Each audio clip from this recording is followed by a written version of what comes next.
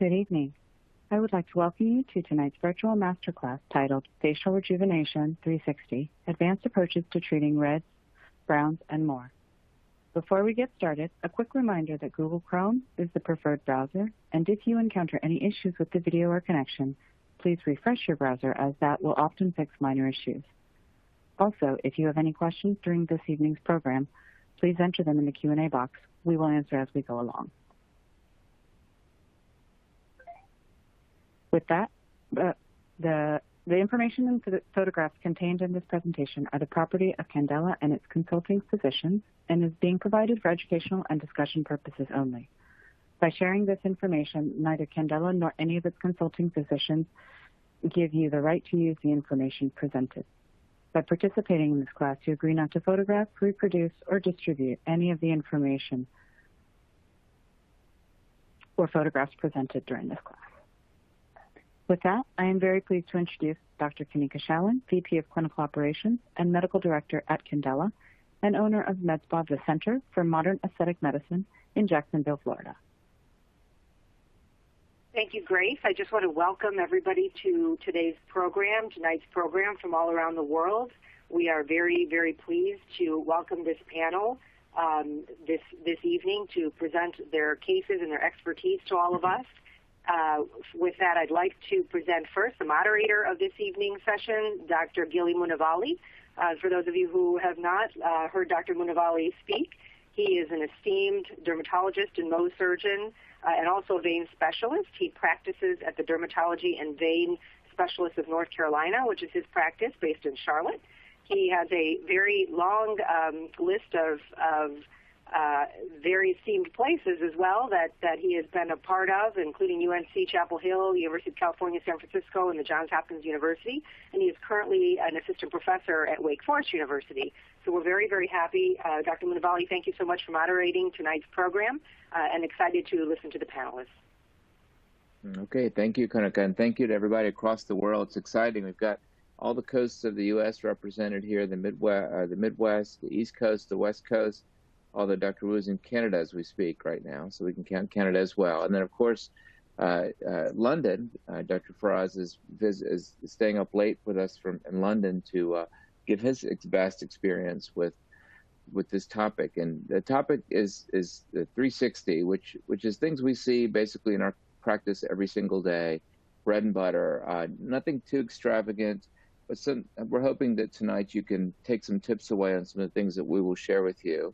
And learn how to critically think about what you see when a patient comes in to the room and some options that come to mind when using device treatment for any of these. And we're just very excited to have you all tonight. It's all case-based things, so there won't be as much explanation of the didactic theoretical as there would be in most of these talks.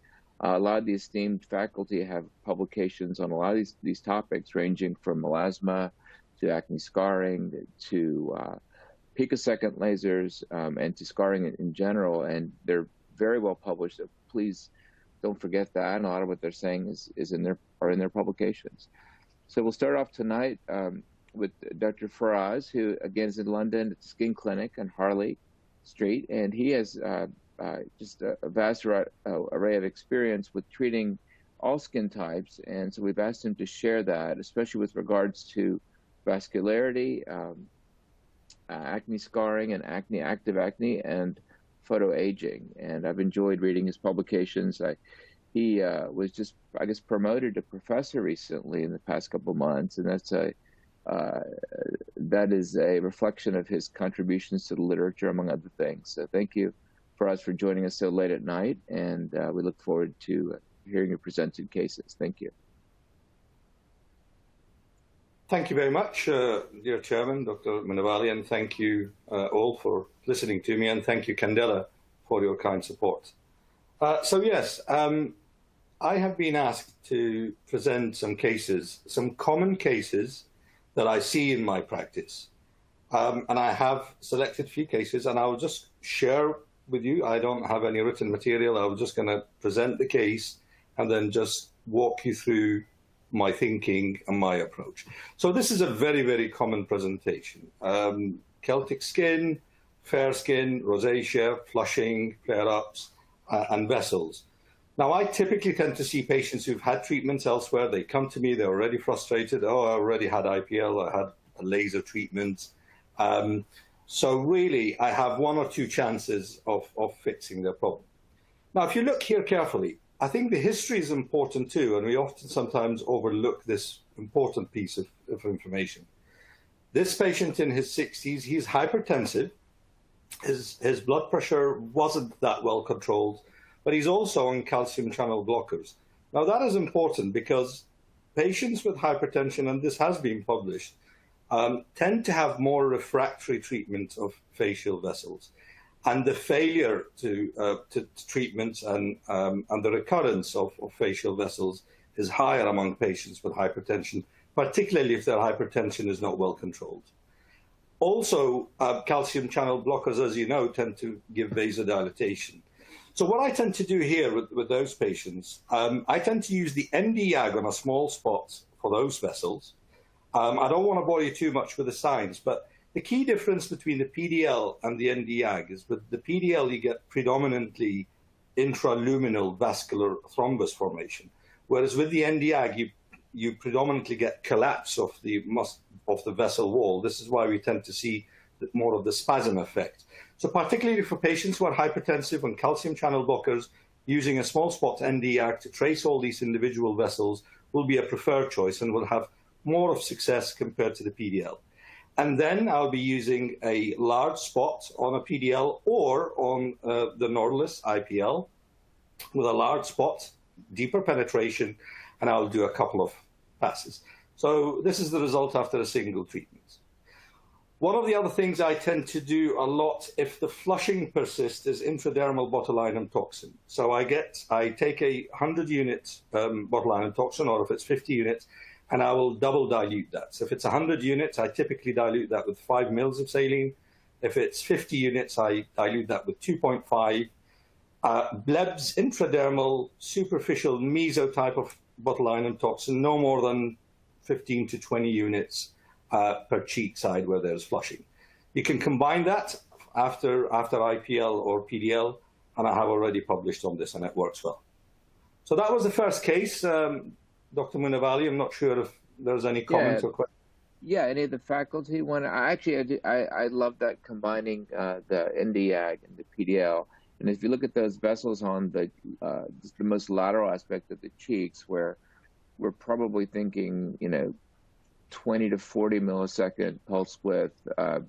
I tend to use a 3 to 5 millimeter spot, and somewhere between 140 to 200 joules to start with. And I think we get really good immediate contraction with those. We don't have to worry about purpura as much, and then we can follow across the whole field with a large spot PDL.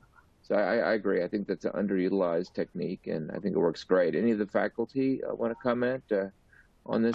Doug? Yeah, Paul, please go ahead. It's fantastic results. I would just, add for the audience's purpose, the importance of, number one, cooling when utilizing the 1064 wavelength, especially given the depth of penetration. You want to be very careful to avoid pulse stacking as well. So, this is something where you'll have less of a margin, safety margin as compared to the pulse dye laser. So, just being very careful if you do choose to use this wavelength on the face in terms of your technique. And I'll jump in. I think Faraz's results are fabulous. I would have attacked it a little differently. I would have started with a pulse dye 10x3 spot at about 12 joules for the large vessels.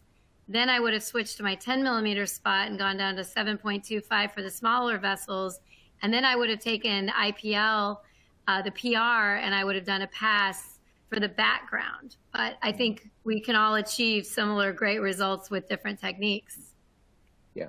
One thing I've noticed is just real producing lectures and so forth. This lateral cheek, it's not uncommon to see the largest vessels in this area. And there's actually embryonic reasons for that in terms of vascularity and persistence of vascularity in this region, the preauricular area. So looking for these patterns and knowing up front that, say, this area, the chin, the nasal ala have some of the most resistant vessels potentially due to flow and preparing the patients for, as Dr. Faraz said, several treatment sessions is important. There's a question, Dr. Munavali, is if you, or for Dr. Faraz, if you leave 2 times the spot size between iliac pulses when tracing linear vessels. So in terms of your technique, would you share with the audience? Yeah, I mean, you do want, as you said, you need to be careful not to stack and not to overlap.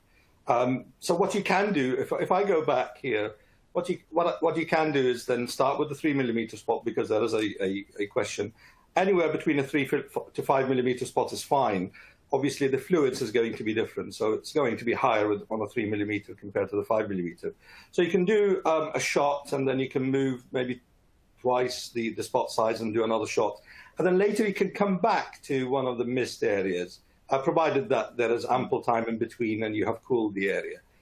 So it doesn't have to all be traced literally at the same time. So sometimes you can break it up. Excellent. And I would just add again for the audience, if you're going to be doing multiple passes, as the expert panel has described, you definitely want to take your time and allow the skin to cool between passes. And that's a very important point. Yeah, I use a 30-20 on the DCD. I use it the Prima, just to allow for a little bit more cooling. But anyway, we'll move on to Faraz's next case. Yeah, thank you, Dr. Munavali. Again, this is a very, very common case. I mean, port wine stains, common. Really, we see many higher skin types, obviously, in London being very multicultural. What I often hear is that, doctors don't want to treat me. They told me that I might get post-inflammatory hyperpigmentation or I get scarring. This gentleman was treated on a small spot size, on a 7 millimeter spot size, didn't see results. So I have the Prima, so I use the large spot size. You can also use the PR handpiece of the IPL. So I use the large spot size. I use the contact cooling and the higher skin types, just so I have less concern about the potential cryogen, which some patients ask about. And really, I don't have an OCT like Dr. Weibel. I use dermoscopy, and if I see some of the more bluish venols, I tend to start with the 3 milliseconds. I still want purpura, light purpura. I do a couple of passes. And I do use topical steroid for a few days afterwards. I think it's absolutely fine and safe in the higher skin types. If there is any concern or risk about post-inflammatory hyperpigmentation, I do that with the nano and the picosecond as well. So really, the take-home message is a large spot size, adequate cooling. I like a large spot size of contact cooling. I tend to start more with a 3 millisecond first, for the purple ones, and then I go down to the 1.5. And for any potential post-inflammatory hyperpigmentation, I prescribe topical steroid for a few days. So very classic, common case, really. This is, by the way, after just 2 sessions with the Prima. So here on the left side, he had about 5 or 6 sessions with a pulse dye laser elsewhere. And on the right-hand side, this is just 2 sessions after the V-beam Prima using the contact cooling handpiece. Back to you, Dr. Munavali. That's wonderful. Any comments from the faculty? Doug, do you have any comments on this at all? Dr. Wu? My microphone. I approach this very similarly as Faraz. One thing I will say, though, is that, and this is a little bit tempered by the skin tone, but as the port wine stain progresses and starts to fade, I find that adding an IPL can often be very advantageous to reach some of those deeper vessels that may be a little bit more larger caliber. I think Dr. Weibel will probably have more to say on that later on, but that's what I found, or maybe in the larger spot size with the Prima at 15 millimeters. Okay. Paul, you're probably the best published on port wine stains. Do you have any comments on this? I mean, I could go on. I want to be respectful of time, but I couldn't agree more with what everyone has said. I think the role of the larger spot is in terms of allowing a greater depth of penetration. You get less scattering of the light. It's safer in darker skin types, as Faraz pointed out. And I think as Dr. Weibel is going to talk about later, just because of the heterogeneity of the vessels within these lesions. I think changing the pulse duration as you go along, as Faraz mentioned, is very advantageous.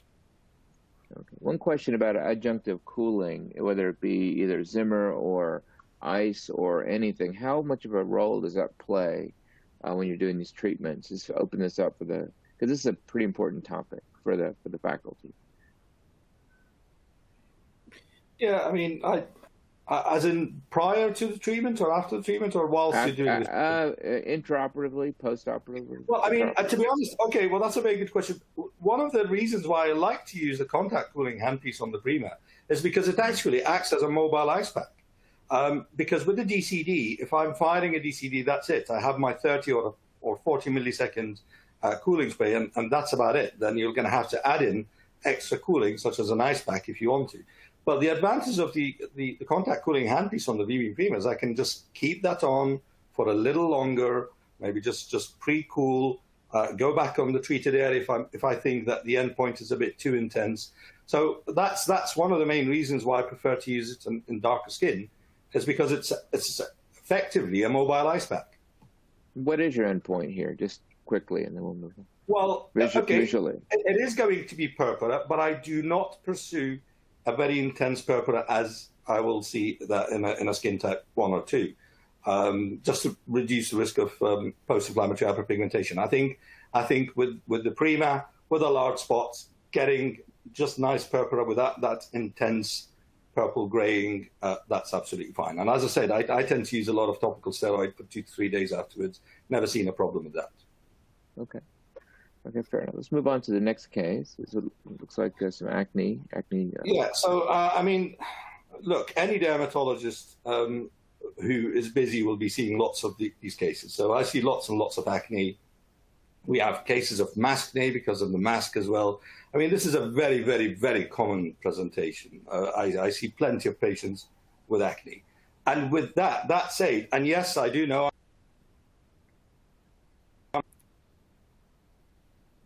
I'm a dermatologist, we do some topicals, but let's be real. The real is you're going to get patients who either can't tolerate systemic treatment, frankly do not want to have systemic treatment.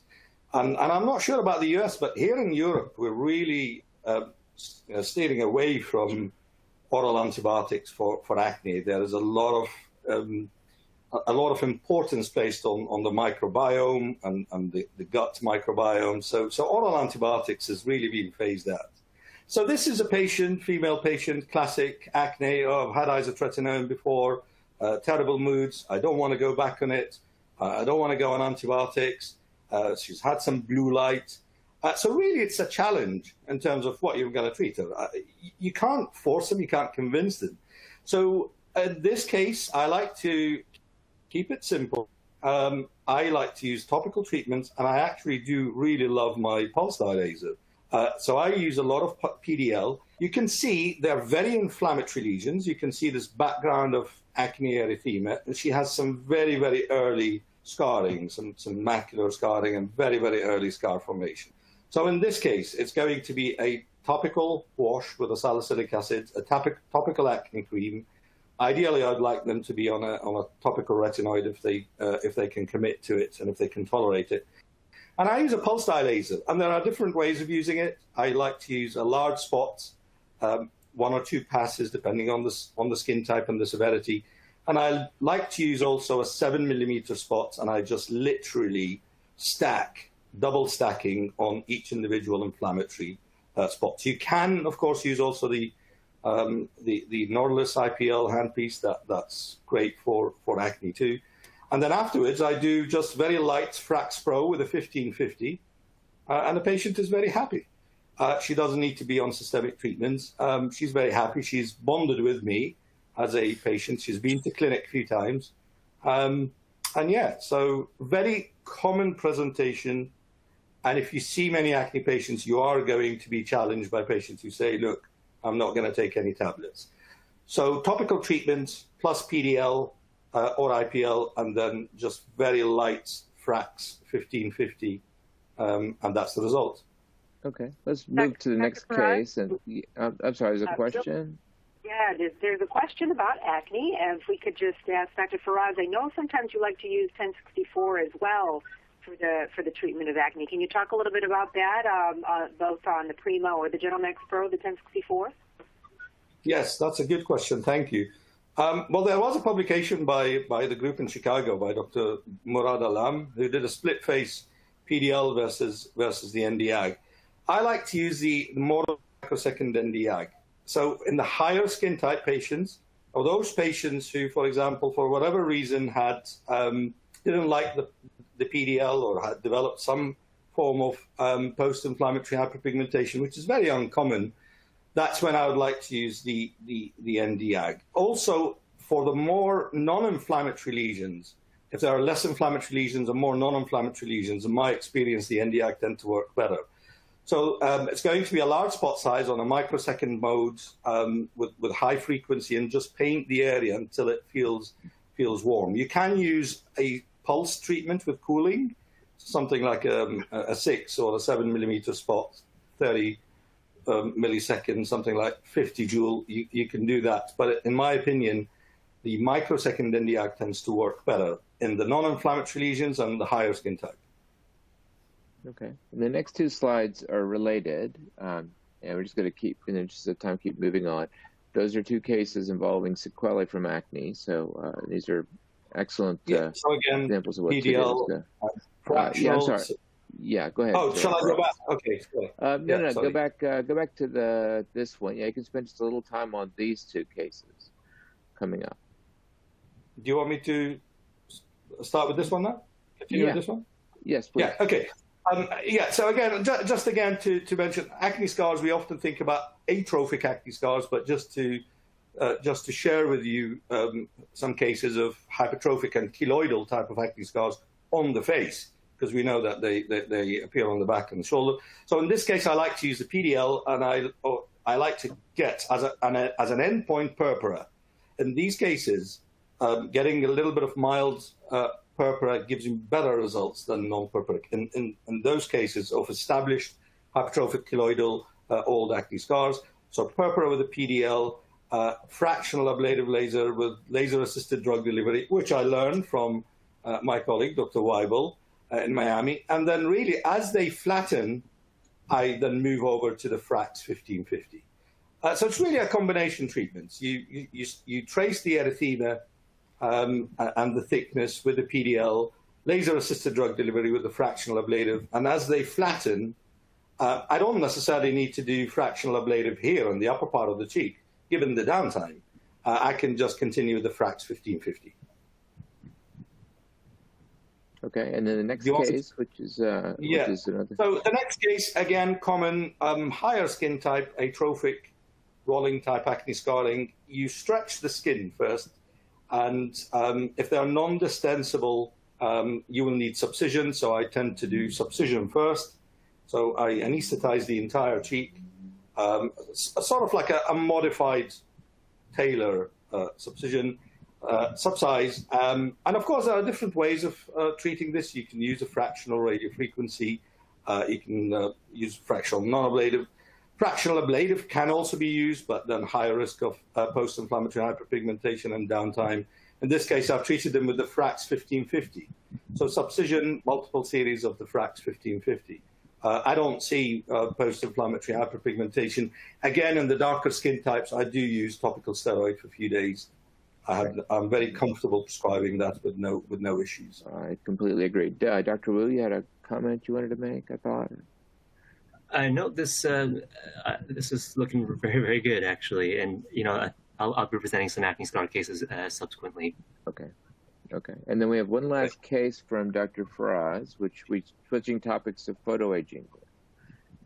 Yes. Again, common presentation. Light skin type patients with a lot of photo damage, solar lentigos, flat seborrheic keratosis, and just wants what they describe just a clean face. They just don't want to put a lot of makeup on. So here I really, really love the Frax 1940. So the Frax 1940 handpiece, so for those who are not familiar, the Frax Pro comes with two handpieces. The 1550 nanometer wavelength, the fractional non-ablative, which goes in deeper, and the 1940, which is more for superficial resurfacing, epidermal resurfacing. I absolutely love this handpiece. So Frax 1940, and look at this. This is just 2 sessions. She's absolutely stunned and thrilled with the results. The one thing I like about this, and this is the other side, the one thing I like about this handpiece, the Frax 1940, is that the scanner, I'm able to adjust the width of the scanner. So I can adjust the width of the scanner from as little as 4 millimeter width and diameter and as wide as 12 millimeter. So I typically go for the narrow diameter, high intensity, multiple passes on the individual standout lentigos or the flat seborrheic keratosis until I really see that endpoint of darkening. And then I use the wider scanner and then do a full face. So that is the one thing that is the advantage of this handpiece, is I can really go narrow, high density on the individual lesions and then wide scanner on the full face. Very, very happy. Of course, there are other ways of treating this patient, but really, it's a downtime of no more than 4 or 5 days. The first 2 days of redness and swelling, and afterwards, it's very, very manageable. And you get very happy. Also actinic keratosis, if this patient has any, respond pretty well to that as well. Absolutely. I mean, it's one of the indications. That's the other thing. It's for those who've used the machine, you can actually dial in the treatments and the parameters. I must admit, they got the parameters really, really correctly. I mean, occasionally, obviously, with experience, you'll adjust, but there is a menu setting for choice for actinic keratosis, for resurfacing, for stretch marks, for scars. But this is with a 1940. So really, I'm using a lot of 1940 now, Frax 1940. That's now my workhorse. Okay. Jill, any comments? I know you've used that 1940. If I can ask a question, Faraz, I know you've had another Frax device or Fraxel device for many years, and now you're one of the first in Europe to have the experience of the Frax 1940. In fact, can you talk about the differences between the 1940 and your experience with the 1927? Okay, well, thank you. That's a very good question, actually. And in fact, I get asked this question a lot because the Fraxel Dual is still around in many clinics here in Europe.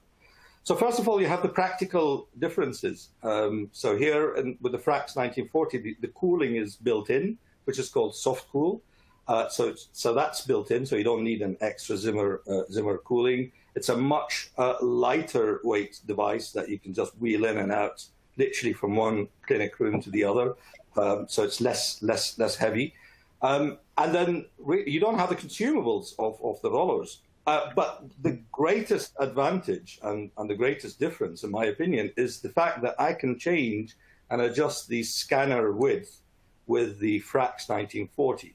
With the Fraxel Dual, you're committed to one size. I mean, they just have 2 sizes, one small for periocular and one standard one for the face. Whereas here, I can choose between a 4 all the way up to 12 millimeter diameter. And this is what I do all the time. So especially around the eyelids, if I'm working on the upper eyelids, I'll use a narrow scanner on some of the edges on the nasolabial fold. And then, as I said, for attacking the flat seborrheic keratosis, the actinic keratosis, the lentigos, I'll choose the narrow diameter on a high intensity and do multiple passes. So really, I have that versatility and the choice of the scanner width, which is a great advantage and a huge difference in my opinion. Okay, I hate to cut this short. I know we're going to talk a little bit more about photo aging because I wanted to get Jill's opinion. She's used the 1940 as well. But let's move on to the next topic. Thank you, Faraz. Those were great cases and just very eloquent explanations as to why you and how you do what you do. So thank you. Thank you. Yeah, you're welcome. We're going to move on to our friend Dr. Friedman, Paul in Houston, who is going to talk and has published quite a bit on this because a lot of information that he's put together on an algorithm. Those always take a lot of years of experience and time. And he's going to talk about his approach to melasma and show some tricky cases. So Dr. Friedman, please.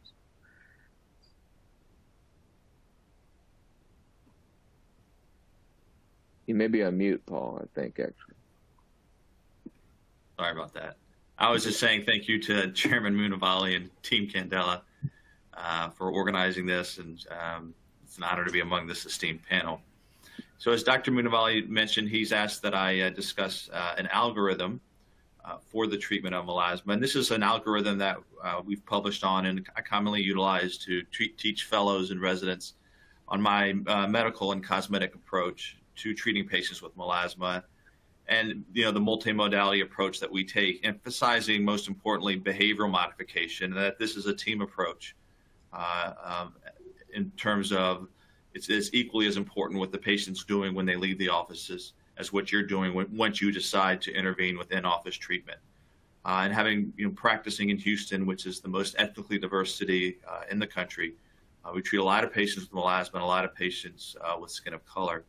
And most commonly, the melasma patients that I see are referred to my office after failing first-line treatment with their provider. And so at the top of the algorithm, the photography, baseline photography cannot be emphasized enough because you're only as good as your baseline photographs. Those are imperative because every time the patient comes in, they're going to want to go back to those baseline photographs. And I know it sounds intuitive, but for the importance of educating your staff on the importance of taking all the makeup off, pulling back the hair, and making sure those photographs are ideal. And then we go into the extensive medical history as shown regarding prior treatments and responses, talking about exacerbating factors, whether they're heat, sun, hormonal usage, outdoor activities. We'll talk a little bit about possible correlation with an underlying rosacea history and how the underlying vasculature can play a role. And then family history can be important in terms of talking about prognosis. There's some data looking at family history and how that correlates with response if you do elect to treat patients with oral tranexamic acid. And then we'll talk about the multifactorial role in terms of etiology. That's something that we'll talk to patients and emphasize with patients. And we'll ask patients, again, if there's any other underlying conditions that can be contributing, such as thyroid disease. And although the etiology is unknown, common etiological factors will be discussed, including genetic predisposition, UV radiation, the role of visible light we'll discuss, as well as blue light exposure, and as well as the role of barrier abnormalities, hormonal sensitivities, as well as hormonal replacement therapy. And then once we're on consultation day, when the patient's in the photo room, it's a great time when you're going through the patient's photographs to educate the patient on the importance of sunscreen, sun protection, the role of UV light, infrared light, high energy visible light, both from including artificial light sources, as well as the role of digital screens in terms of the role that it plays in terms of blue light. And then once we've properly discussed the role of hormonal therapy, behavioral modifications, then we'll talk about other preventative measures that can be taken, including obviously sunscreen. We'll talk about the role of tinted sunscreen containing iron oxide. We'll talk about polypodium as an oral dietary supplement that's gained interest in the management of melasma for its antioxidant and potential photoprotective properties.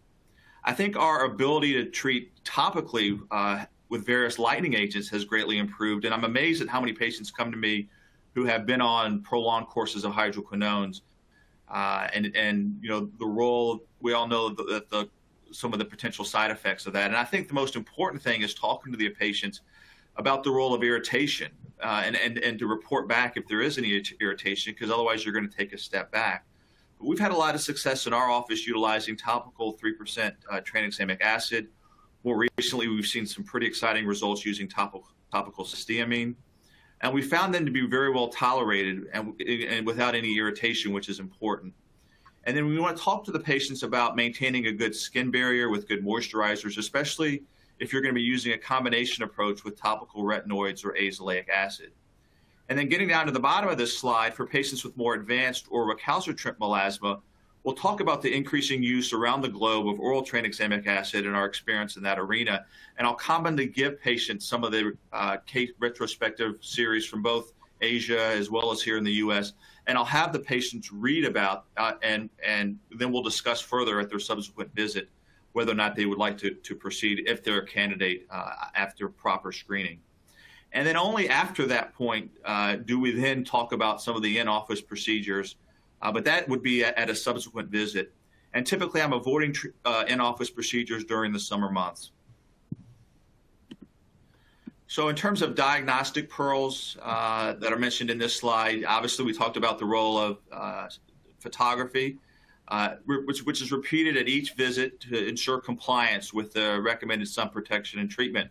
And if the patient is not demonstrating that they're complying with our behavior modification and our recommended approach, then we'll talk to them that maybe this isn't the best fit, because as I mentioned, this is a team effort and we need you on board with all the behavioral modifications before we even think about doing any in-office procedures. And again, I'm just sharing my wisdom from 20 years of doing this, and these are some of the best practices that I've found to make my experience most successful when treating patients with melasma.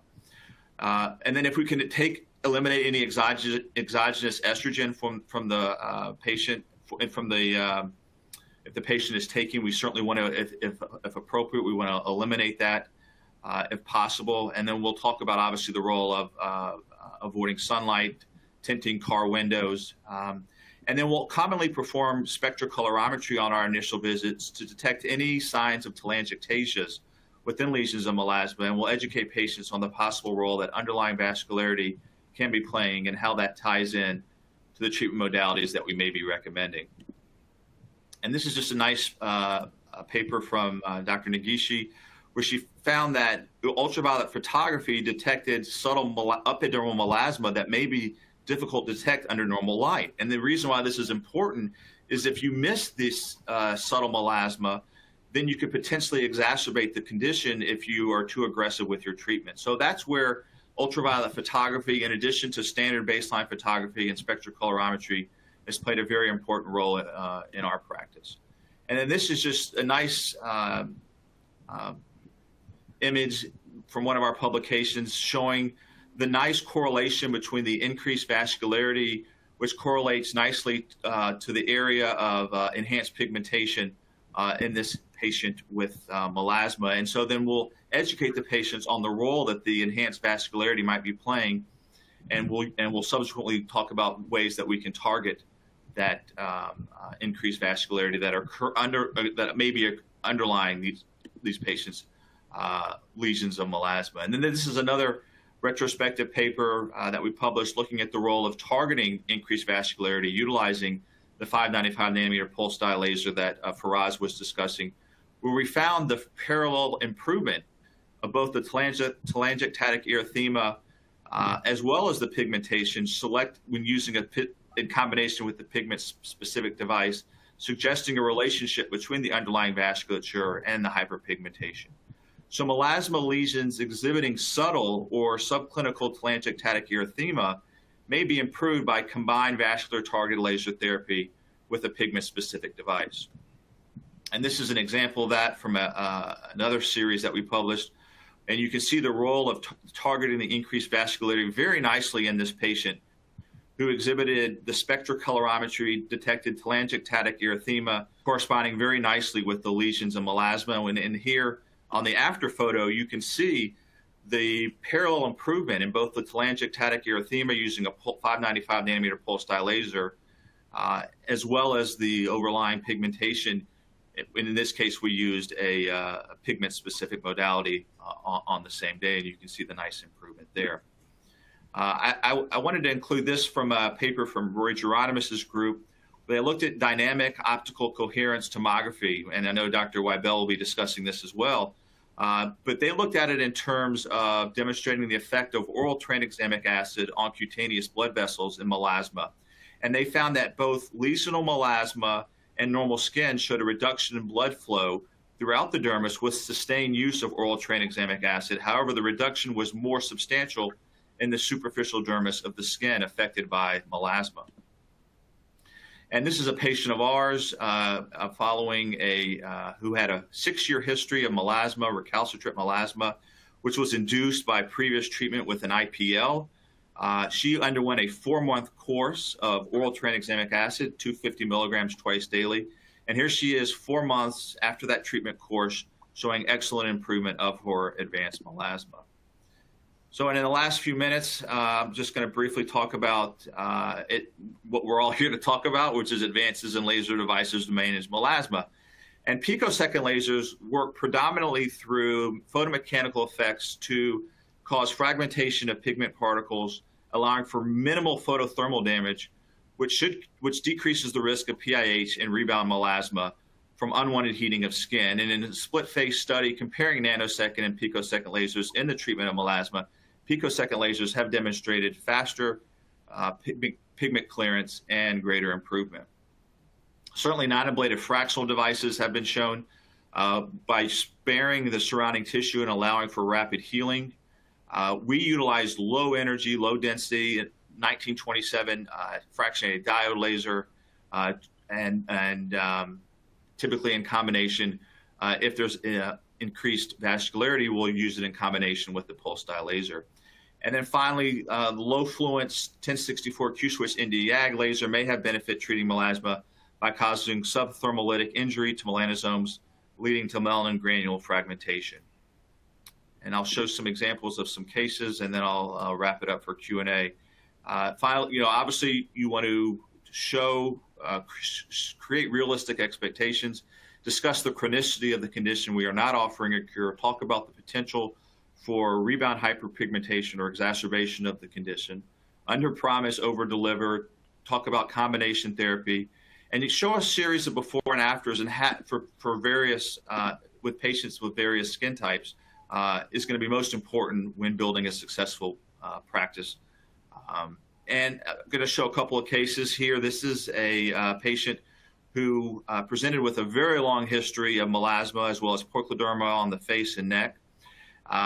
Prior treatment had included picosecond Alex laser in addition to Q-switch technology and chemical peels.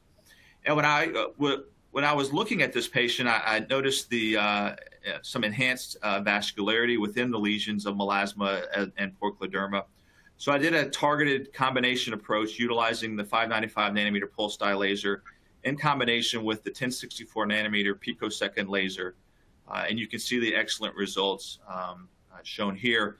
I used, with the picosecond laser, I used the 1064, the 6 millimeter spot at 1.1 and 1.2 joules per centimeter squared. And in this last case, another patient with the lighter Fitzpatrick skin type 3, who was educated on the importance of proper skin care, sun protection, sun avoidance. She was put on a 2-month course of 3% tranexamic acid, vitamin C, as well as HelioCare dietary supplement.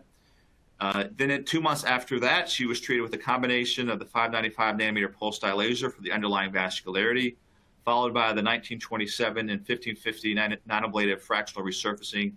And you can see here the nice improvement 2 months after one treatment session. Air cooling was utilized, ice packs between passes to reduce discomfort and inflammation.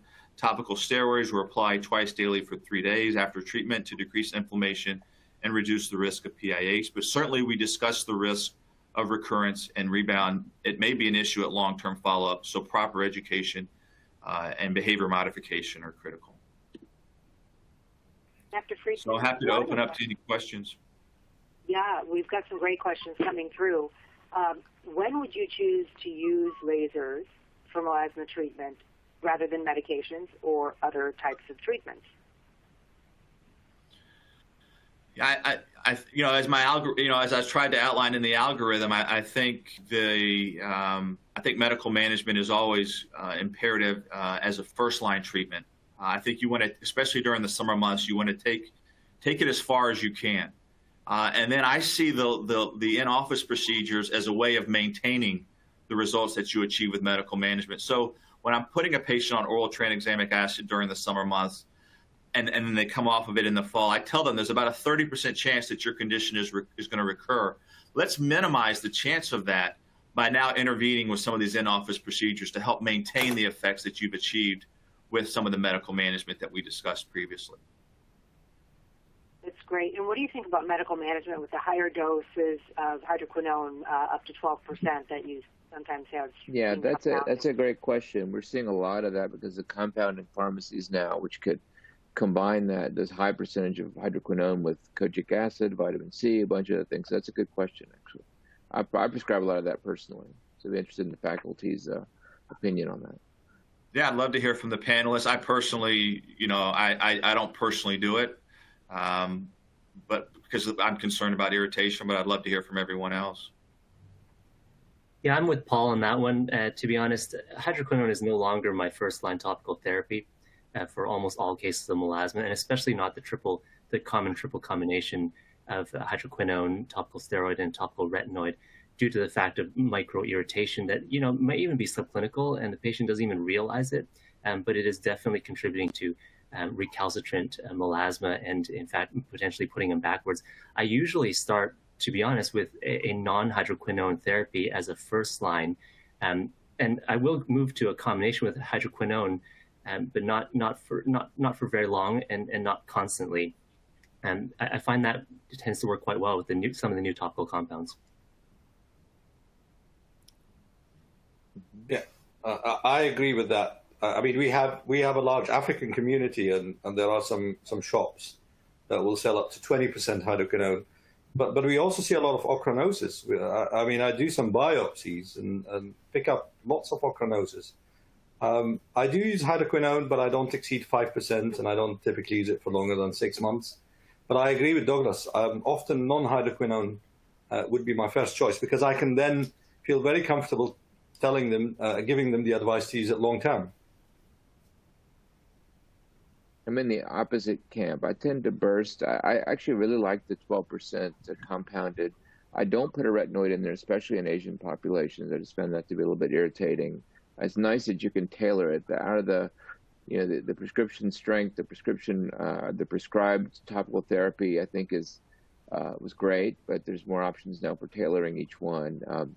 And I'll burst that for 6 to 8 weeks, and then use that as starting point to either along with other device therapy or as prior to using for chemical peels or so forth. So we have a lot of options that we haven't had before. Great ways to combine all these therapies. The important thing, I think, is Paul to realize. I really like the way he's laid it out, because jumping to device therapy as dermatologists on this faculty who are referral centers for laser, and often get referrals for the most difficult cases and patients who are very frustrated if they've been waiting for 3 months to get in to see Dr. Weibel, and then she turns around and says, well, I wouldn't do laser right away. I think we should try this. It's sometimes a lot for the patients to hear, but I think sticking with the guns is important. We've got one more question that I think brings up two topics. It is, for in-office treatment, do you use Q-switch 1064 laser first or PDL laser first for underlying vascular issues? And it may have been that picosecond 1064, but that's one question. And it also brings up the discussion of Q-switch to treat pigmentation versus picosecond laser. And so I wanted to open that up to the panel. So there's two ways of doing this, and early on I was doing a combination. When I did a combination treatment, I would utilize the pulse dye laser first. I would cool the skin, and then we would subsequently do the picosecond laser treatment that we discussed. The other way of doing it, which especially for practitioners who perhaps newer to this, might be a gentler way of doing it, and a safer way of doing it is doing the pigment-specific modality first, and then as the pigmentation clears, you can subsequently bring the patient back to treat any underlying vasculature with the pulse dye laser. Yeah, I agree. The so-called subphotothermolytic settings, whether it be Q-switched or pico, are wonderful, and it's really been something so-called laser toning with NDX that I've used a ton. But in order to see the best endpoint, which is mild erythema, in order to adjust my settings pretty much every time they come in, it's hard for me to do that if I do pulse dye first. So just endpoint, I think, is very important. You can overdo it even with these really mild laser toning procedures and get hypopigmentation, and I've seen that in publications. Thankfully, I haven't seen it in person yet, but that's one way to avoid it, is to know your endpoints. So let's move on. Thank you, Paul, very much. It was an excellent summary, and I learn a lot every time I listen to you. We're going to move on to Dr. Wu in Canada, who's joining us, and he's going to talk about acne and acne scarring, common and difficult cases. So thank you, Doc. Great, thanks, Gilly. Yeah, and thanks for everyone for attending. I'm going to go through a case-based approach here, just like Faraz did initially, and hopefully kind of explain an approach, essentially, to cover acne scarring, because I think all of us that do this kind of view this as a problem versus solution type of thing. And no matter what kind of technology we're using or what kind of technology we have available to us, we just need to find the right tool for the right situation and then apply it in the correct way. In general, with acne scarring, the principles of treatment are that it does take multiple treatments, time and patience are required, but if you do the right thing at the right time and in the right way, and you give that time and patience, then patients are usually very, very happy. So case one is I would say maybe one of the most common scenarios that we feature. It's an erythematous atrophic acne scar condition in a fair-skinned individual. So here was a young man who presented to me having had severe inflammatory and nodulous cystic acne secondary to a course of mood-stabilizing medications for which he was on previously. And they unfortunately induced this acne formation. And it cleared after he stopped medication, but he came to me 6 months or 9 months after his acne had disappeared and his scarring had not improved from essentially this. He was like this for 6 to 9 months with no improvement. And so basically, when we look at a patient like this and they come into our office, immediately we want to identify what's going on. And I think a morphological approach can be very useful, because that can kind of direct us towards what kind of treatments we can use in these types of patients. And so I split up into problems and solutions. In this situation, one of his problems is that his scars are very red. Okay, and the solutions, I'm going to list a couple. I mean, there's obviously the 595 nanometer pulse dye laser, which many view as the gold standard, but there are many other solutions as well, including a long pulse 532 KTP laser, a long pulse, even a mid-wavelength 755 or 1064 nanometer laser, and of course, broadband light or intense pulse light can do the trick as well. Even RF microneedling can potentially be effective for some forms of erythema. So whatever it is, the tool that you're using, the important thing is not really what you're using, but how you're using it. And in general, you want to look for laser endpoints, et cetera, to guide your treatment. The second problem that this individual faces is the atrophic nature of his scars. He's got some ice picks, some box scars, some very common sort of morphologies of acne scars. And for these types of situations, in a fair-skinned individual, a lot of energy, in fact, most of the energy-based modalities are appropriate for his skin tone. So radiofrequency microneedling, for example, non-ablative fractional laser, ablative fractional laser, fully ablative non-fractional laser, and fractionated picosecond laser. There are many, many actual modalities that can be used in this type of situation. So again, whether you're a clinic with 30 or 40 different lasers and you can use anything that you want, or you're a clinic with 1 to 3 lasers and you want to maximize what you have, the important thing is to choose the right tool for the right problem. And so in this situation here, I selected some radiofrequency microneedling in combination with the 595 nanometer pulse dye laser, because erythema was a major component of his scarring. I did that for 3 treatment sessions spaced 1 month apart. And then I moved to the 1550 nanometer non-ablative fractional laser in combination with the pulse dye laser for an additional 3 treatments spaced 1 month apart. What I find with acne scarring is that multimodal combination treatment almost always gives me a more effective, more efficient treatment than monotherapy. And so I almost always will combine multiple modalities at the same time. And so this individual, after 6 treatments, ended up having a reasonably good result. So that was a common scenario. I think many of us face this. There are more complex acne scar scenarios that commonly present to our clinics. And so I'm going to go into a case here that presented to me. This is a little bit more complex case here, where he has certainly some active acne, inflammatory lesions, comedonal lesions as well. He has severe erythematous scarring, but he also has this blue-gray pigmentation developing within his acne scars, and quite severe atrophy as well. And so this kind of combination of things that occur all as sequelae of acne and acne treatment also is not uncommon, honestly, in our practices. And so, but once again, the same approach applies in terms of clinical approach. And so again, it's just problems and solutions. We identify what's going on and we apply the right tool to the right situation. In his case, he's got inflamed papules and pustules, active acne. And so we think, okay, well, let's go through our medical acne algorithms, okay, which I always start with.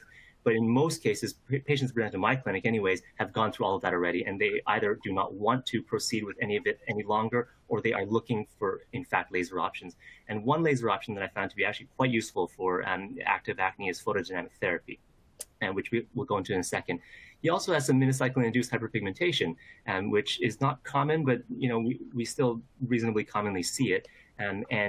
Short pulse laser of a variety of wavelengths and modalities has been shown to be quite effective for this situation. I personally prefer the picosecond laser. I find it very effective and very gentle. The mid wavelengths between 730 and 785 are extremely effective at clearing this type of pigmentation, usually within very few sessions. Of course, the erythema, and once again, it's the same thing. We have the 595 pulse dye laser, but the 532 nanometer KTP, IPL, et cetera, all of that can be very useful for the erythematous component of his acne scarring. And then, of course, he's got severe atrophy. And again, the full complement of laser modalities and other modalities can be useful. And so in his situation, it was a more prolonged and protracted treatment course, but he ended up undergoing two treatment sessions with ALA photodynamic therapy activated with pulse dye laser, intense pulse light, red light, and blue light. And 2 sessions of that cleared up all of his active acne. Following that, I did 3 sessions of the 730 nanometer titanium sapphire picosecond laser in combination with the 595 pulse dye laser and the 1550 non-ablative fractional in order to clear up his minocycline-induced hyperpigmentation and to improve his erythematous and atrophic acne scarring. And once the minocycline-induced hyperpigmentation was gone, I continued for another 5 sessions of combination therapy with pulse dye laser and non-ablative fractional.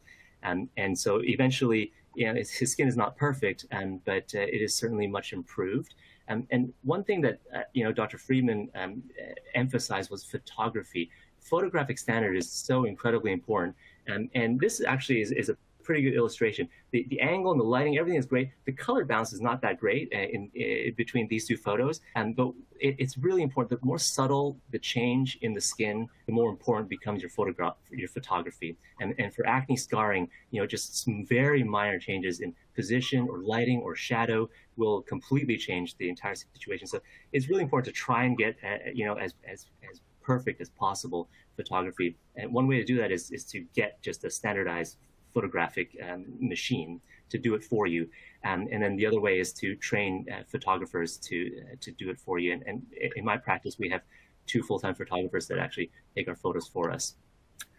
So that was a little bit more complex case, but again, it boils down to very simple first principles. You identify the problem, and then you address the problem in a rational, logical, evidence-based way with the tools at your disposal, whatever they may be.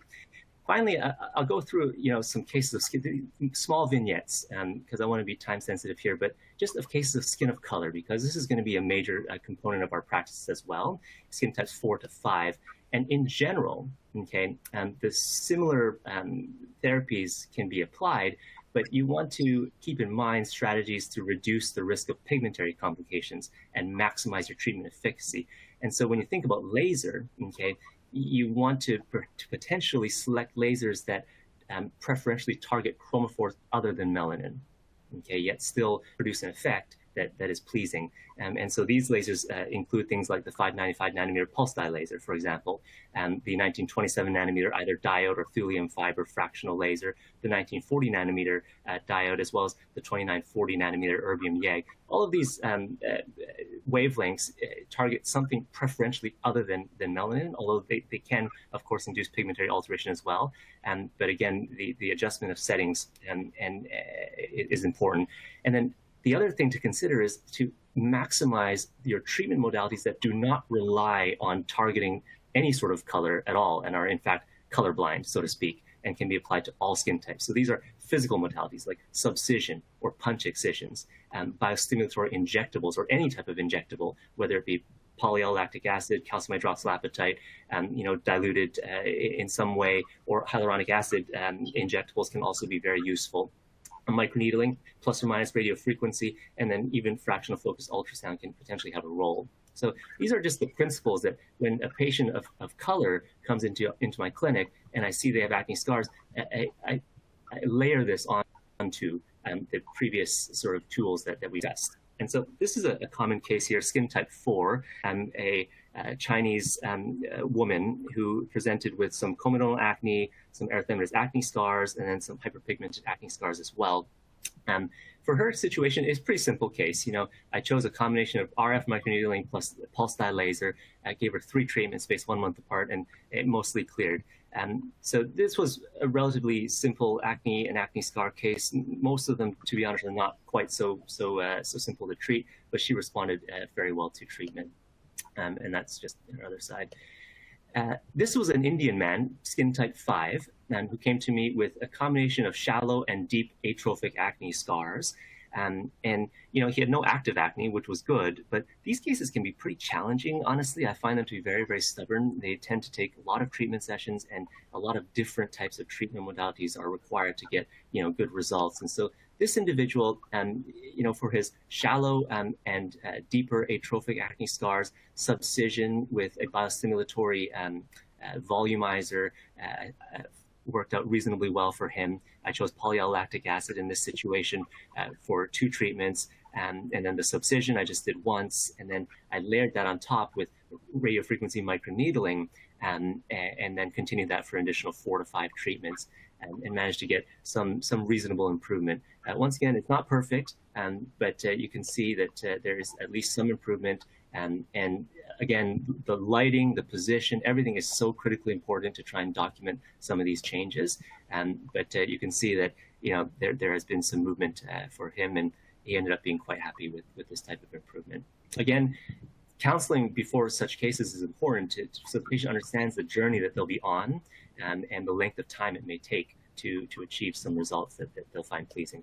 Finally, skin type 6, African American man who showed up to my clinic with comedonal acne, as well as shallow atrophic acne scars, as well as hyperpigmented acne scars, and generalized just dyspigmentation throughout his skin. Again, we identify these types of problems and then apply the correct solution to them.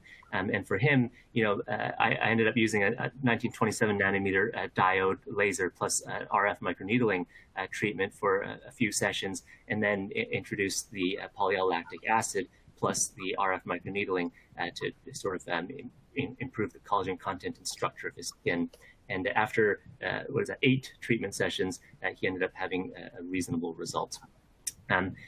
So ultimately, acne scars are very stubborn, and I think some individuals find that to be a little bit annoying, and patients are understandably frustrated with them.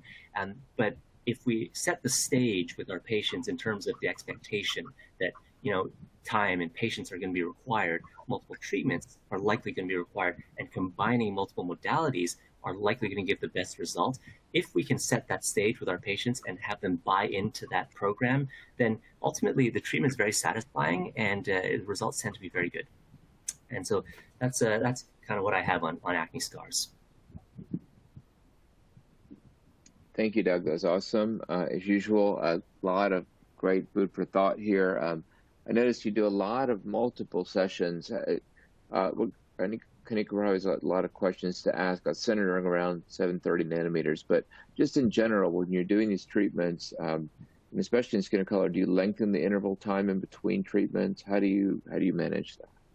So for skin of color, I choose treatments that tend to be quite gentle. So a low density, low fluence fractional 1927 or fractional 1940, for example, or an RF microneedling or injectable treatments, subcision, other physical modalities. And so choosing those kind of treatment modalities, I don't tend to lengthen my treatment sessions purposefully beyond 1 month. 1 month I find is enough time for the skin to recover. Shorter than 1 month I don't do, but 1 month I find is enough time. I don't mind stretching out longer than that if the patient requires or desires that. But I have no qualms in treating at 1 month intervals. Okay, thank you. A lot of questions around 730 nanometer in terms of parameters, in terms of endpoints, and in terms of combining in same treatment sessions. Can you address your thoughts on that? I know you like that wavelength and that pulse duration quite a bit. Yeah, the 730 nanometer wavelength is quite good due to the fact that it has very short pulse duration at 250 picoseconds. The parameters that are used will be quite variable depending on what's trying to be achieved. So for treatment of discrete pigmentary lesions, essentially some form of whitening is, in my opinion, preferred. Although even subclinical, just sub-whitening, almost just an erythema with edema, can sometimes still give some sort of improvement and may be preferable if you want to be risk averse. But some form of whitening, even if it's a very minimal bit of whitening, is usually the most optimal way to achieve clearance of pigmentary lesions. In terms of the minocycline hyperpigmentation that I showed here, frank whitening was what I was achieving, because in that particular situation, I'm not really concerned about pigmentary rebound or any other types of difficulties. But in terms of if you wanted to use the 730 for more specific and complicated pigmentations like melasma pigmentations, for example, or ethnic lip darkening, which I have used, things like that, then a larger spot size and a lower fluence and looking for just gentle erythema, and even hearing, that auditory endpoint can be actually very useful. And so such that these patients almost leave the clinic with almost nothing showing on their skin, but you've heard the laser interact with the chromophore. It's just a slight crackling sound, and they get a faint erythema. And in fact, that can be quite effective at fading some of this pigmentation. So it comes down to kind of the endpoints. But I'd like to hear what the other panel members might experience from this.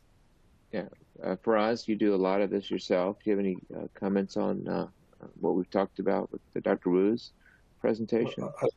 On the 730, well, I mean, in terms of the acne scars, I completely agree, 100%. You're going to have multiple treatments. You're going to have a plan, and I do combine. And I do agree, because I note from Douglas's cases is not used a lot of the fractional ablative laser, and a lot of it is the fractional radio frequency microneedling or fractional non-ablative, and that's my preferred choice in skin of color. So I don't tend to use the fractional ablative. As for the 730, yes, I tend to use more the smaller spots, and I focus on the individual areas. For the larger areas, such as the melasma, I tend to use the 1064 more on the laser toning on the large spots, high frequency, low fluence fashion. So I combine the two spot sizes on the Pico A. Jill, what are your thoughts on the biostimulation? I know intradermal, topical. Do you do this simultaneous with your laser treatments? What do you think? Yeah, so beautiful results, Douglas. I tend to actually do a lot of fractional ablative as my first choice for acne scars, and if they can take the downtime. If not, I take the exact approach that Faraz and Douglas do. But I like to get in one fractional ablative, and whenever I do fractional ablative and I have those channels, I tend to do topical about 1 cc, and then I subsize and inject also. So I usually do like a combination approach, but I almost always use the polyalactic acid, and Douglas showed beautiful cases, because I really think that helps you synergistically stimulate collagen with the laser. Okay. And that is a good segue into our next section. Thank you, Doug. We're going to move on with Dr. Weibel, friend and someone who practices in a very difficult area with lots of UV exposure, and I don't know how you deal with the post-operative instructions with your patients, because I know that can be very difficult with a lot of the advanced treatments that you do. And so I'm going to have Dr. Weibel speak on her cases. We wanted to talk about photoaging from the simple to the complex. So Jill, thank you for joining us. Go right ahead. Thank you. Good evening. Thank you, Chairman Munavali, and my fellow panelists, as well as the attendees. Hello. And thank you to Candel and especially Dr. Shallon for the opportunity to be with everybody tonight. So this is fun to talk about photoaging, and Dr. Munavali asked me to kind of do a mild, moderate, and severe approach, which we do have lots in sunny Florida. So I usually show this slide in consultation. I think it's a great one for just aging. And, you know, I think we have to remember that aging is unfortunately very complicated, that we have fat atrophy, bone resorption, volume loss, 1% of collagen loss a year starting at age 20 if you're a woman, age 40 if you're a man. It's not fair again. And then that leads to skin laxity. And then, of course, we have reds and browns, which I think is the title of this seminar. So I always show this slide and then I really look at the patient to see what their issues are. Now, the wonderful thing about Candela is they literally have every laser you need to solve all of these problems. And I have all of them, I think, from the pulse dye to the Alex to the IPL, the 1550, the 1940, and a fractional blade of CO2. So there's nothing you can't do with Candela. And this is sort of my photoaging approach. But let's start with the cases because I think they really show. So this is, I think, a 38, late 30s, early 40s patient with a lot of sun damage. She's sort of an auburn redhead. And when I look at her, I always say, is it reds and browns or is it wrinkles and textures that lead the way? And I think for her, for me, what jumped out is, you know, she has some rosacea, she's got some lentigines. But the thing that bothers me the most with her is that background actinic bronzing, that sun damage that she's accumulated as a native Floridian over time. And then, of course, you see the wrinkles at rest. So I tend to, like all of our fellow panelists, combine as many things as possible. And so I started with her with a pulse dye laser for the rosacea. And then I'll go to the alexandrite. And and you have to be careful with the alexandrite, but for the larger lentigines on the cheeks and the forehead, I'll spot treat with 8 millimeter, and I'll go anywhere from 24 to 30. With her, I would have stayed probably around 24 joules per centimeter squared, 3 millimeter spot, and I'll hit the dark ones that I don't think the IPL will get. Then I'll move to a 2-pass IPL, 1 pass with the PR, and 1 pass with the VL2 to get the background sun damage, and then throw in a little bit of neurotoxin for her. So in one treatment, what we see, I already told you that, is really a nice clearing of her photo damage. And there are some of my settings on the screen. And, you know, we know not only does she look fresher, but probably doing these treatments and stimulating the immune system and stimulating the RNA and DNA, we're probably also helping prevent skin cancer. And I've always said, and maybe this panelist can do it with me, we should really do a comprehensive analysis of every patient that's had laser on their face and then look at skin cancer and see who has had it and not. So this is probably one of my most common treatment settings. We call it the light laser combo for our 25 to 45-year-olds. And we have them come in once or twice a year. And we literally see people 10 years later that really haven't aged at all. So it's very exciting. Okay, so next I have this woman come into our practice and she has moderate photo damage. And when you start asking her history, she's had AKs, actinic keratoses, you know, maybe some skin cancers on her body. So now I'm elevating my game, and we could do the light lasers on her, but in this case, because of her skin cancer risk and her AKs, I tend to do PDT photo rejuvenation. And I think this was mentioned earlier by Paul that I'll pull out, I tend to do a lot of both blue and red light, but now there's this big controversy, should we use the blue light? So I do more red light. And with them, I'll put on the aminolevulinic acid. I keep it on for an hour. That has a lot of discussion around it, with saran wrap in a warm room. So the enzymatic approach will, with no lighting at all, so you don't get photo bleaching. And then I wipe it off, or I leave it on, and then 30 minutes later, I put on my topical numbing of beta-caine, lidocaine, tetracaine. 30 minutes later, so an hour after the medicine was applied, I will do multi-laser activation. So I'll start with the pulse dye, the alexandrite, double pass with the IPL. Again, I do a pass with PR and a pass with VL2. Every single one of those lasers activate the aminolevulinic acid into protoporphyrin 9 better than the blue or red light. And I actually have a publication in queue with that. And then in this case, I did follow her with blue light. So she's getting that photo rejuvenation, but she's also getting that, 80% reduction in future basal and squamous cell. And you can see her after picture. She has permanent lipstick on. I'm going to mention that she does not have makeup on in either picture. That's her lips every day. But you can just see her skin looks gorgeous. And I don't think anything else other than resurfacing gives you this glow. The downside to this treatment is they look awful, horrible for 7 days. I mean, literally their skin peels off in sheets. But in Florida, they just want to look great and be healthy. So that's sort of my moderate. And again, the first two cases, rhytids weren't a major issue. So on to another case. So this is a mid 40-year-old female who lives in the sun in Florida, blue-eyed blonde. And she comes in with pretty bad sun damage, but she's also starting to have the periocular wrinkles at rest and the perioral and the lateral cheek wrinkles at rest. She's a busy mom. She doesn't have a lot of downtime. So I can't do what I love to do of really aggressive resurfacing. So what I proposed to her was to use the core. And because I really wanted to make sure that I got rid of the wrinkles. And for her, I did the core deep at 50 millijoules, 3% density, and I'm going about 500 to 600 micrometers. And I just did the one pass, and you can see this is what she looked like immediately post the core. But the core actually has two things that I love about it. There's minimal pain. It's really wonderful. I do it only with topical anesthesia. And the recovery is very fast, actually. I can usually have them fully recovered in 4 to 5 days. So here's the patient after core-only treatment. Still a few rhytids remain, but easy treatment really helped with her baseline sun damage and improved her wrinkles.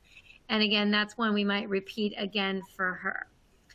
And then the last case that Dr. Munavali he asked me to throw in a vascular case. And I think this one will highlight a lot of the things we've talked about tonight. So I have done a lot of work with the optical coherence tomography. And when this company, I think, grabbed me about 7 years ago, they said, what would you use this device for? And I said, oh my gosh, I would use it to learn about hemangiomas and port wine birthmarks, because when I was a resident and learning, they were like, here are the settings. And no matter what the patient presented with, you used, 9 millijoules per centimeter squared with the pulse dye with a 1.5 milliseconds and so on. And we quickly found out that you weren't always successful. And so this was a publication that Dr. Kristen Kelly and I did. All these are my patients. And what we quickly found was, like every other patient, even if it clinically looks the same, the top 5 are port wine birthmarks and the bottom 5 are hemangiomas. If you look at OCT, they're very, very different. The sizes of the vessels are different. The depths are different. What I've learned is that port wine birthmarks have much larger diameters than probably we thought. The average in the study of 200 patients that we looked at were between 70 to 100 micrometers. Hemangiomas have smaller diameters, but still, I think, bigger than I would have thought at 50 to 70 micrometers. And I'm happy to share this article with anyone. I'm happy to send it to you. But this is where the thinking part, and I think Douglas said it well, really it's about problem and solving the problem with energy-based solution all day. So if we look at Rox's theory of selective photothermolysis, again, I was really taught to treat down in these lower pulse durations of 0.86 and 1.54. But the thermal relaxation time is really based on the vessel diameter. And what OCT gives us is in 30 seconds bedside, I can actually measure the diameter of the vessels. But if you don't have an OCT, what we found is that our hemangiomas were 50 to 70. So again, in the hemangiomas, I would recommend experimenting with a 1.5 or a 3 millisecond, 2 different passes. So you're getting different size vessels. And then in your port wine birthmarks, I don't go to 20, but I will often start at a 3 millisecond and go up to a 10 millisecond. And you have to make sure all your parameters are lined up and you're watching for that laser endpoint of purpura, but it's really improved our ability to treat these. And just to highlight, I think this is a challenging case. I think port wine birthmarks are always challenging, but I got this baby, this beautiful baby. She's her parents are Indian, so I struggled. Is she a type 4 or 5? But as she got older, she got darker. So I'm going to call her a 4. And I really did a combination approach on her. I use the OCT when I can. It can be hard with babies when they're this little. At 1 month, it's a little bit easier. And I started with the pulse dye, and I saw one of the questions early. I love the Alexandrite for port wine birthmarks. I also will use the IPL. I'll tend to use the PR only. And then I use the Frax, the ProFrax, and the 1940 for post-inflammatory hyper or hypopigmentation, which you get. So just to show you, I did 15 treatments on this little girl. And as you can see, the OCT, and it's hard to see on this, but that green line that goes across is 300 micrometers. And we know our devices, we found that early on, even in 2-3 months of life, the vessels went below 300 micrometers, which means your pulse dye may have trouble reaching those depths. That's about the maximum a pulse dye can get. And I truly believe that some of our inadequacies in treating port wine birthmarks is because we haven't thought about these things. So I always pull out my IPL when I see those deeper depths. You have to treat very lightly. Again, as several of our panelists, I'm treating very low density and depth, 7 joules with my IPLs, and not around the eyes, and you always have your eye shields in. So if you can sort of follow along, I started out, early on doing pulse dye IPL based on the depth, did a lot of pulse dye early on, and then you can see around treatment 13, you hit I call it the wall. You've been doing great with your pulse dye. I'm cleaning up that post-inflammatory hyperpigmentation from the purpura with the thulium as I go along. And then once I feel like my pulse dye is no longer working, I switch right to my Alexandrite. And then I might same day do pulse dye Alexandrite. I do the Alex first and the pulse dye second, because the Alex does not, you can't do the purpura first and still see what you're doing. And this was midway through. I think she's about 4 to 5 months. And I'm thinking, wow, I'm doing great. And the parents are like, but she's got all this hyper and hypopigmentation. So that's when I would start bringing out the 1550 or the 1940 very lightly on this kiddo to sort of equalize the pigmentation. And now here she is. She's about 4 years old. And, I don't think if you met her, you would see that she ever had a port wine birthmark. And, I think for all of us, it's a lot like the acne scars. You have to tell the parents from the beginning, you've got to get those babies in right away. And I still don't think we get those babies as soon as we should. But, this is average for me. It's not unusual. I would treat 15 treatments. I called it halts on her treatments, and I still treat the family. And so I know she's doing well. But if it doesn't clear all the way as it did with this case, then you might have to do the maintenance treatments 1 to 2 times a year.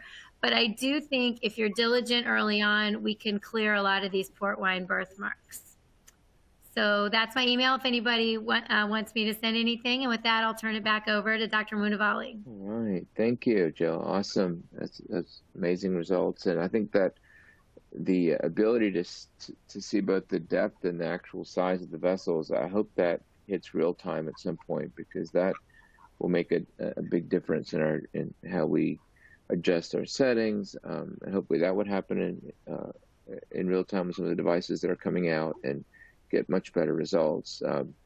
So with that, we'll see if there's any questions about from the audience about anything regarding Anything in the faculty want to comment on their experience with either photo aging using, well, actually we could, Faraj, you could talk about using the Frax handpieces in this setting as well. So. Sorry, was that question directed to me? Yeah. Well, so you're more of a use ablative fractionals. Would you say use non-ablative fractional more? No, I have both. I use ablative and non-ablative, but for the higher skin types, use non-ablative. But for the photo aging, I mean, it depends on the city. I guess my colleagues in New York will share the same view that most people don't want to have the downtime, and they're looking for something a bit faster. I actually find the Frax 1940 really good. And again, the other thing, you can combine that with other modalities. So you can combine that with a pico way. So for some of the standout lesions, you can hit them first with the pico way, and then just do a full treatment on the face with a Frax 1940. If you don't have the pico way, you can just even use the compression handpiece of the V-beam Perfecta. Just get the darkening on those lentigos, and then finish that off with the Frax 1940. So there are different combinations that you can do, and I'm using more of the 1940, and I'm very pleased with it. But I have one question to Jill. I mean, fantastic results. I mean, this was brilliant. I actually start a lot with 3 millisecond for the port wine stain for that particular reason you explained.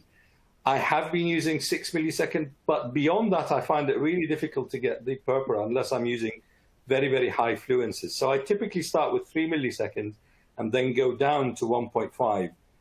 Have I been doing it wrongly? I mean, when you're going for the 10 milliseconds, will pursue purpura? Well, it's you never do anything wrong, but I think we're learning. And one of the things that if Roy Geronimus was here and Paul may have some insight, Roy and Kristen, Kelly, and I have, with the help of Joe Marabi, have published, and they've been accepted. They're in queue, I think, 2 or 3 articles really analyzing types of port wine birthmarks and hemangiomas and what body locations and what devices. And one of the things that I think Roy really found with the OCT is we might not need purpura. So stay tuned. You know, some of the deeper vessels, you're not going to see purpura because, of course, purpura is a phenomenon of the rupturing of the blood vessels and the blood coming out into the skin. So, you know, I think what we're learning is if you're not successful, go longer, but you don't necessarily need purpura. And you're right, you've got to be careful with the longer pulse duration not to overheat the skin. The other thing I failed to mention was one of the other things we saw with the OCT is I will tip a lot of times with the pulse dye laser go down to 20/20 cooling. When I first started looking, I was using 30/20 on the DCD cooling, and we were not killing the top layer of the blood vessels because we were overcooling, and they probably weren't hitting 70 degrees to clot that thrombus, as you spoke about. So if you're not having success, try something else, I think is sort of my theme song, but always do it safely. Okay, we've got, thank you both for the comments and everything. We've got just a couple minutes left. I'm going to run through these very quickly. They're really common scenarios you might see every day. Paul, take a look at this image. This lady came in. This is cross-polarized. How would you manage this, especially in light of some of your recent publications that we spearheaded with topical and device treatment?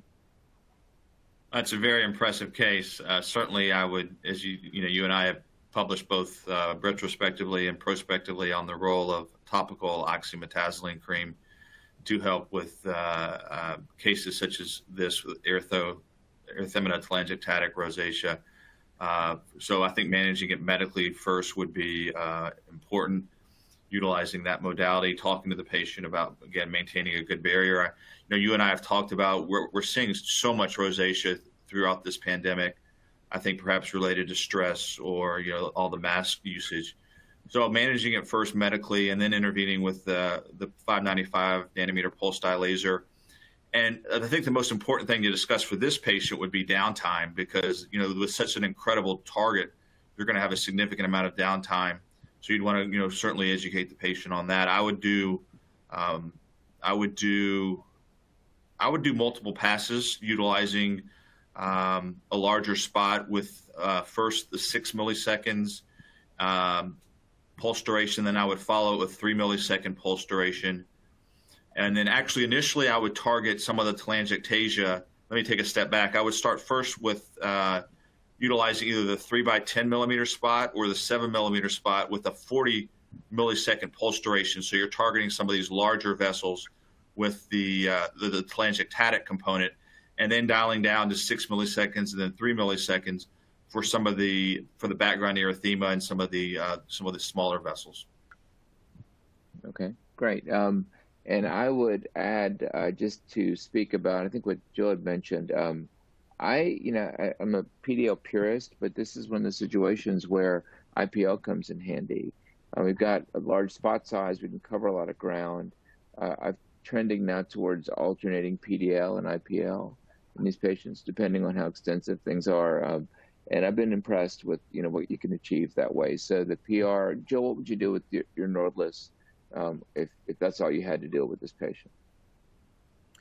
Yeah, so I agree. I would do my PR, and I would probably do 7 or 8 joules per centimeter squared, and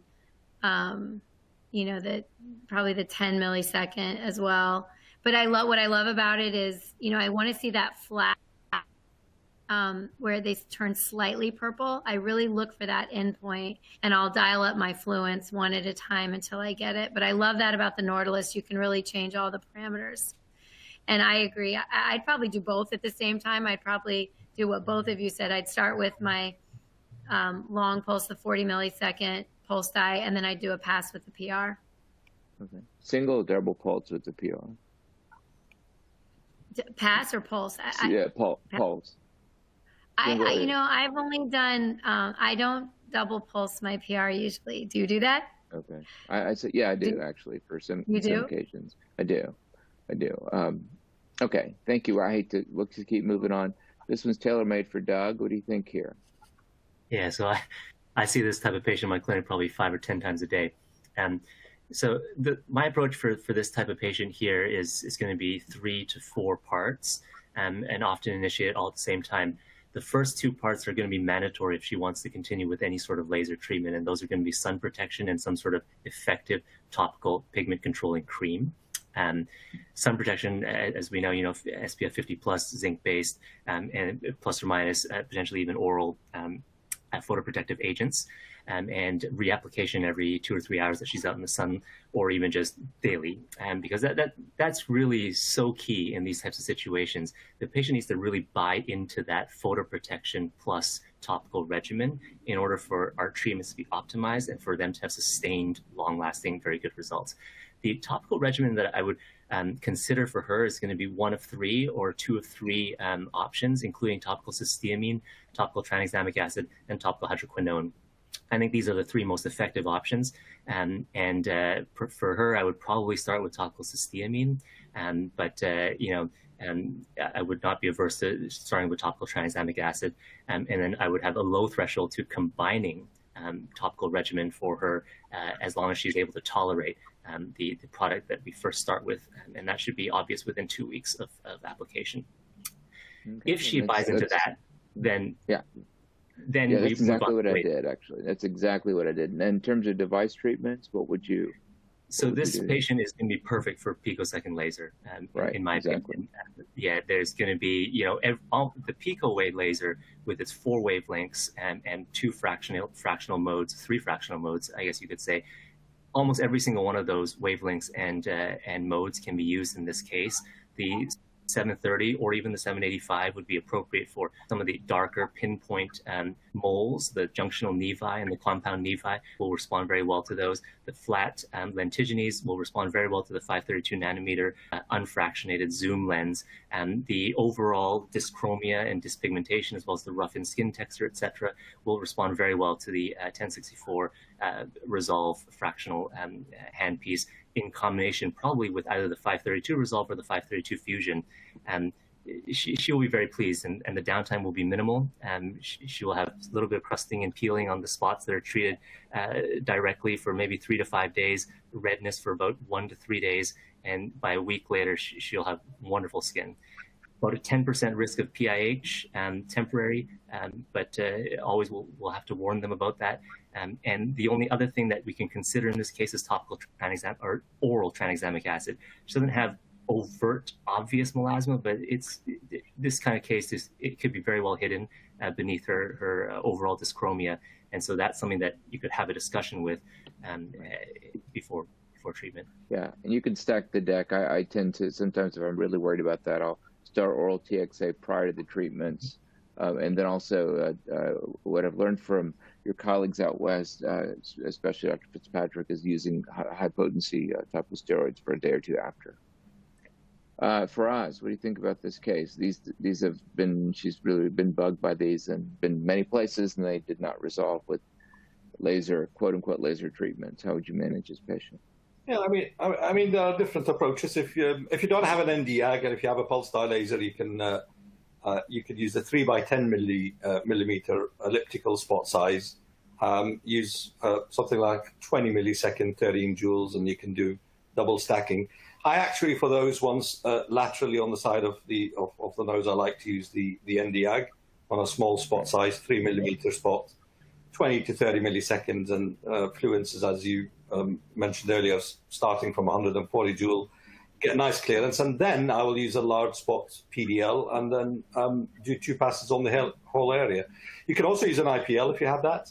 I think the key message is trace the individual vessels and then treat on a large spot the entire area. That's the approach. What is the panel? I'm curious if the panelists have any opinion on sclerotherapy for these. For some of these resistant ones, I put in a drop of glycerin and combine it with a PDL, and they vanish and they never return. But I don't use it often.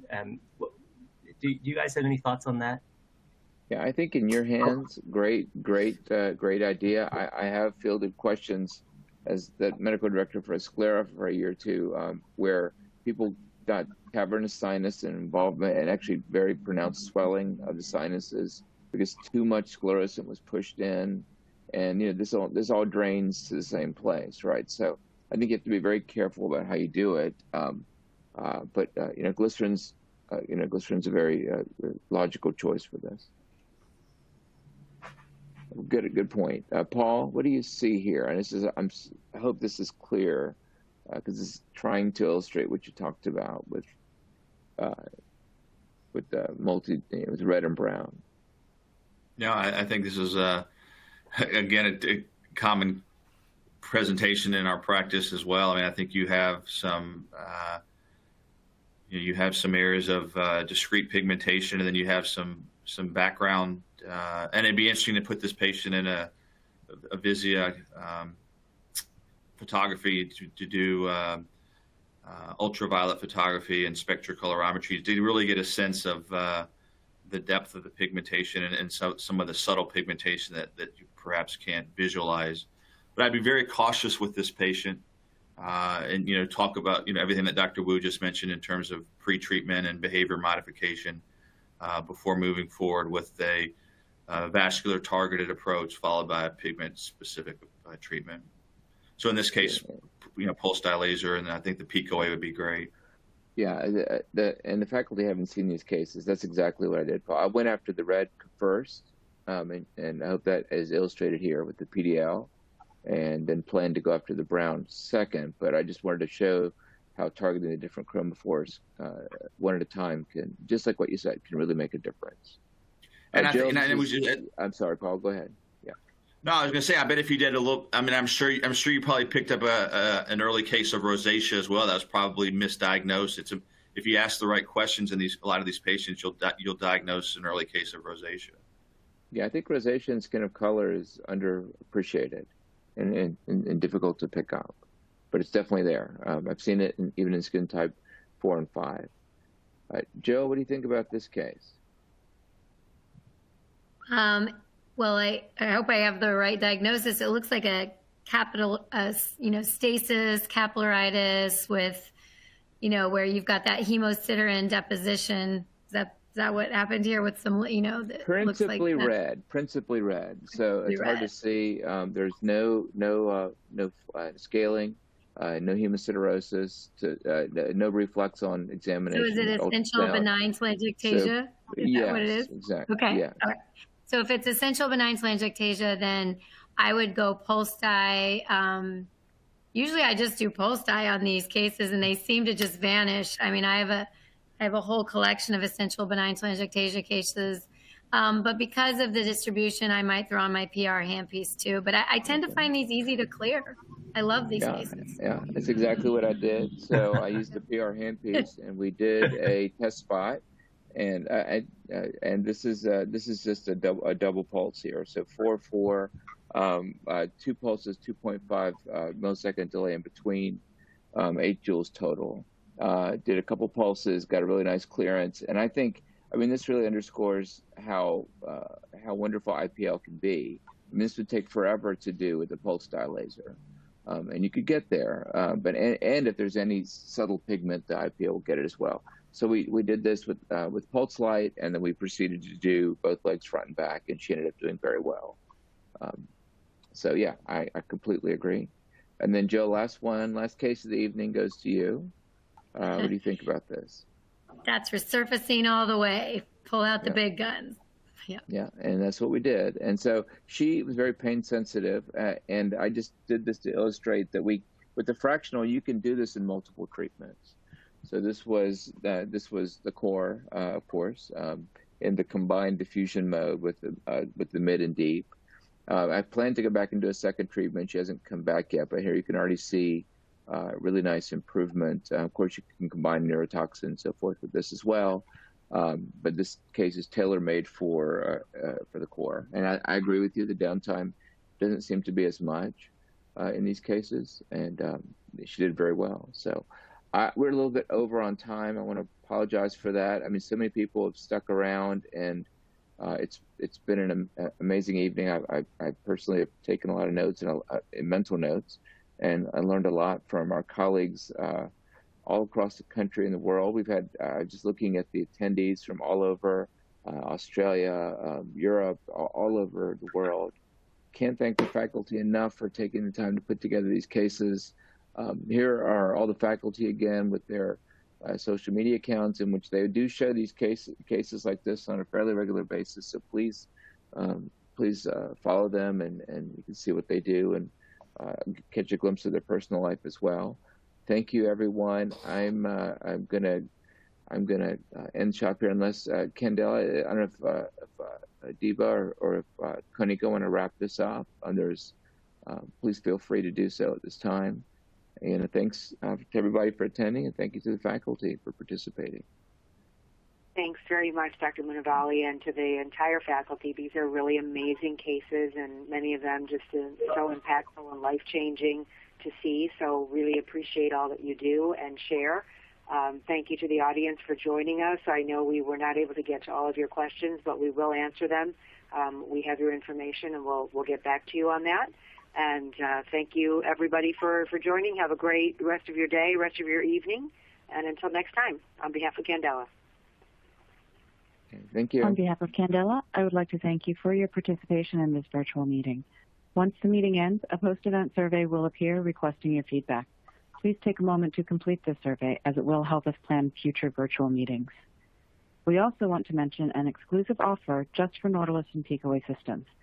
The Jumpstart program is a comprehensive marketing package focused on email, web, and social, designed to quickly roll out your new device at your practice. This offer is being made available for new Nautilus and Picoway system purchases made between today through the end of this year. To get more information on this package, just click the Contact Us button at the lower left-hand side of your screen, and be sure to mention Jumpstart in the comments. This concludes tonight's program. Have a great night.